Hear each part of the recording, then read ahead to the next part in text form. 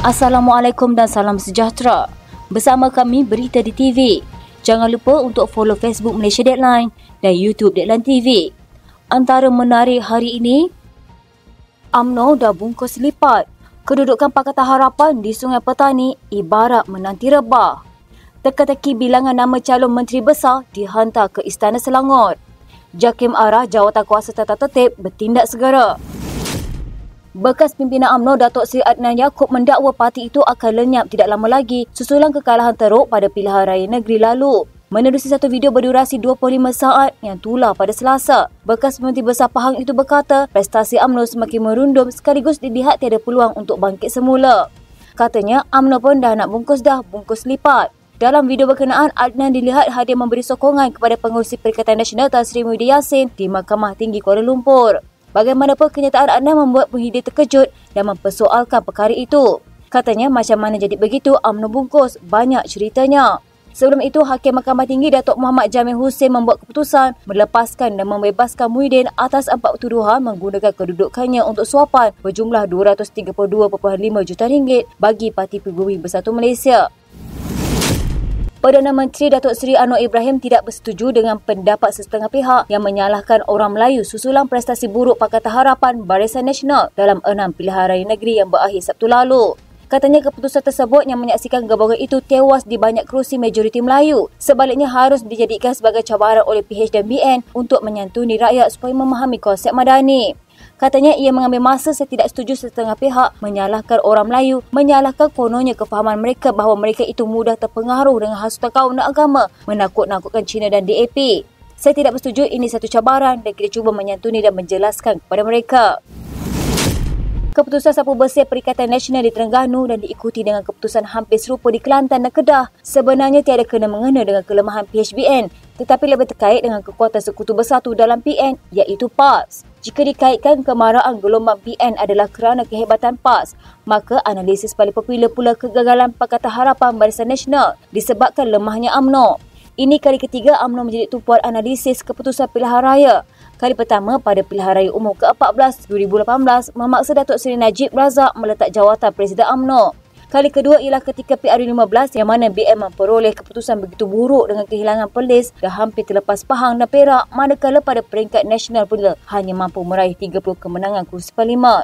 Kedengaran desakan pada ketika itu supaya Datuk Seri Ahmad Zaid Hamidi meletak jawatan sebagai Presiden UMNO. Mungkin pada ketika itu desakan tidak mempunyai taring kerana UMNO ketika itu bercakaran sesama sendiri dan barisan kepimpinan tertinggi memiliki pilihan agak terhad dalam setiap keputusan berkaitan calon PRU15. Menghadapi PRN lepas, pembersihan dalaman dilakukan UMNO dan keputusan pemilihan calon 100% dibuat kepimpinan tertinggi tanpa kekangan. Malangnya parti itu masih berdepan dengan keputusan mengecewakan dan kali ini desakan supaya Ahmad Zaid berundur menjadi lebih kuat dan bertarik. Memang benar prestasi UMNO begitu buruk kerana daripada 108 kerusi dipertandingkannya, hanya 19 berjaya dimenangi. Tetapi hakikatnya daripada keseluruhan kerusi terbabit, sebahagian besarnya adalah di 3 negeri tak bebas, iaitu 73 kerusi amat sukar dimenangi walaupun kerusi di kawasan kubu UMNO.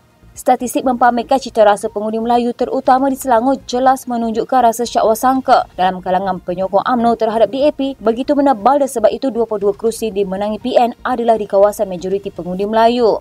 Hakikatnya kegusaran pengundi Melayu terhadap kerjasama UMNO DAP sudah lama tercetus sebaik bermula era kerjasama PHBN demi kewujudan kerajaan persekutuan pasca PRU15. Walaupun kepimpinan UMNO berusaha dengan pelbagai strategi terutama ketika Perhimpunan Agung UMNO lalu bahawa kerjasama dengan DAP adalah untuk kebaikan semua, ternyata usaha itu tidak efektif kerana DAP dalam kerajaan perpaduan dianggap begitu dominan. Jika disandarkan keputusan PRN Selangor, secara purata calon DAP menang bergaya dengan majoriti amat lumayan seperti di Kinrara, Subang Jaya dan Badan Baru Kelang. Pola sebegini mempamerkan isyarat jika calon itu adalah daripada PH dan spesifiknya DAP. Penyokong mereka pasti keluar mengundi menyokongnya. Akan tetapi apabila calon UMNO di Dewan Undangan Negeri Gombak Setia, Datuk Wira Megat Zulkarnain tewas walaupun dengan hanya perbezaan 58 undi. Manakala di Bukit Antarabangsa, calon PH Muhammad Kamri Kamarudin menang bergaya dengan majoriti lebih 16,000 undi. Sedangkan kedua-dua kawasan berdekatan itu kubu kuat PH. Ini menimbulkan kemusykilan mengenai sokongan penyokong PH terhadap calon UMNO di Gombak Setia. Jika ditinjau keputusan PRU15 iaitu untuk Parlimen Gombak dan Parlimen Ampang, pengundi PH di Gombak Setia dan Bukit Antarabangsa bertanggungjawab untuk menyebabkan calon PH di kedua-dua kawasan parlimen itu menang bergaya dengan majoriti masing-masing lebih 13,000 dan 29,000 undi. Anehnya ketika PRN pula, fenomena ini tercetus di Bukit Antarabangsa tetapi tidak pula berlaku di Gombak Setia. Sebab itu timbul kemusykilan kemungkinan penyokong PH tidak memberi undi kepada calon UMNO. Sementara itu, pengundi Melayu melihat tiada masalah kehadiran gerakan dalam PN kerana Bersatu dan PAS adalah kuasa sebenar dalam kerjasama itu. Seperti mana satu ketika kehadiran MCA, MIC dalam BN tidak menggusarkan pengundi Melayu. Maka dihujarkan juga untuk menarik kembali sokongan pengundi Melayu terhadap gabungan PHBN. Maka perlu dipahamkan gabungan UMNO Parti Amanah Negara PKR adalah parti dominan bukan sahaja dalam entiti kerajaan persekutuan tetapi juga pentadbiran negeri terutama di Pulau Pinang, Negeri Sembilan dan Selangor. Kerajaan negeri sama ada di bawah pentadbiran BN iaitu Johor, Melaka, Pahang dan Perak atau PH di Pulau Pinang, Negeri Sembilan dan Selangor perlu memainkan peranan masing-masing demi menonjolkan kedaulatan agama Islam tetap akan dilindungi. Tekanan paling ketara adalah di tiga negeri PH kerana sudah pasti komposisi barisan EXCO adalah mirip peringkat nasional. Sebab itu penting jangan dibiarkan EXCO daripada UMNO tenggelam dalam setiap dasar negeri bakal digubah supaya persepsi negatif UMNO lemah dalam kerajaan persekutuan tidak berulang pada peringkat negeri. Hakikatnya, keputusan PRN ini UMNO tidak harus dipersalahkan kerana bekerjasama dengan PH tetapi penerima penyokong PH terhadap kehadiran UMNO juga boleh dipersoalkan. Pilihan Raya Negeri baru saja melabuhkan tirainya Sabtu lalu dan seperti yang dinyatakan oleh Pengarah Pilihan Raya Perikatan Nasional, Datuk Seri Muhammad Sanusi Maknos, sebelum penamaan calon, Kedah akan menyumbang keputusan yang cemerlang kepada Perikatan Nasional. Jangkaan yang dibuat adalah tepat di mana PM memperoleh 33 kerusi, penambahan daripada 18 kerusi pada Pilihan Raya Umum lepas, manakala Pakatan Harapan Barisan Nasional kehilangan 18 kerusi yang dimenangi pada PRU 14 yang lepas. Keputusan PRN kali ini adalah kesinambungan kekalahan teruk PH pada PRU 15 yang lepas. PH hanya berjaya memperoleh satu kerusi parlimen menerusi Dr. Taufik Johari. Beliau berjaya meraih undi sebanyak 50,590 undi, mengalahkan Dr. Robert Ling dari PN yang meraih undi 49,465 undi. Apa yang menarik di Parlimen Sungai Petani ini? Walaupun pada PRU lepas, Parlimen Sungai Petani dimenangi PH dengan majoriti 1,115 undi. Namun pada PRN ini, ia menggambarkan sebaliknya. Undi ketiga-tiga DUN di bawah Parlimen Sungai Petani itu Pantai Merdeka, Bakar Arang dan Sidam kepada PN adalah sebanyak 71,336 undi. Manakala PHBN 52,282 undi dengan majoriti sebanyak 19,054 undi. Angka besar ini sepatutnya merisaukan PHBN kerana jika dalam masa 5 tahun sebelum PRU 16 tiada apa-apa tindakan oleh PH untuk mengekalkan Parlimen Sungai Petani di bawah Pakatan Harapan dan Barisan Nasional, ia pasti tersungkur. PH gagal meraih undi dari rakan sekutunya Barisan Nasional apabila hanya mendapat penambahan undi sebanyak 1,702 undian sahaja daripada PRU 15 yang lepas, manakala undian PN meningkat sebanyak 21,871 undian. Ini menunjukkan gabungan PHBN ini gagal meraih undi total daripada penyokong PH dan penyokong BN. Apabila dilihat daripada percampuran undi PH dan BN pada PRU 15 yang lepas, BN mendapat 27,391 dan PH mendapat 50,580. Apabila dicampurkan keduanya, PH pada PRN Kedah kali ini sepatutnya mendapat undian sebanyak 7,971. Namun berlaku sebaliknya. Ini menunjukkan bahawa undian PHBN mengurang sebanyak 25,689 undi. Di antara faktor penurunan ini adalah disebabkan undi protes daripada BN dan segelintir penyokong PH. PHBN masih mempunyai masa lagi bagi menarik semula sokongan rakyat Sungai Petani kepada PHBN pada PRU 16 yang akan datang. Strategi ampuh perlu dirangkap oleh PH bagi menjamin Sungai Petani menjadi fixed deposit kepada PH, kursi yang dimenangi semenjak PRU 13 lagi. Jika PH lambat bertindak, maka Sungai Petani bakal rebah pada PRU 16 akan datang. Terdapat dakwaan bertentangan berhubung senarai nama calon Menteri Besar Selangor yang dihantar kepada istana. Sumber dalaman PH memberitahu senarai itu mengandungi 3 nama, antaranya Menteri Besar sementara Amiruddin Syari dan Adun Seri Setia Fahmi Engah yang dilihat dekat dengan Presiden PKR Anwar Ibrahim. Sumber yang rapat dengan Anwar pula memberitahu hanya satu nama yang dihantar namun tidak menyatakan secara jelas identiti nama itu. Menurut sumber-sumber PH, bekas pegawai Amiruddin, Borhan Ahmad Shah juga ada dalam senarai itu. Borhan kini masuk penggal kedua sebagai Adun Tanjung Sepat. Mendakwa tiada apa yang tersirat, sumber dalaman berkata 3 nama itu bagi menghormati Tita Sultan Sarafuddin Idris Shah untuk melihat lebih daripada satu calon sebagai Menteri Besar baru. Sumber dari DAP Selangor turut mengesahkan 3 nama dihantar dan menambah Amiruddin ditekankan sebagai pilihan pertama PH. Katanya DAP Selangor tegas di belakang Amiruddin dengan mengambil kira kepimpinannya yang tegas dan lancar sejak 5 tahun lalu.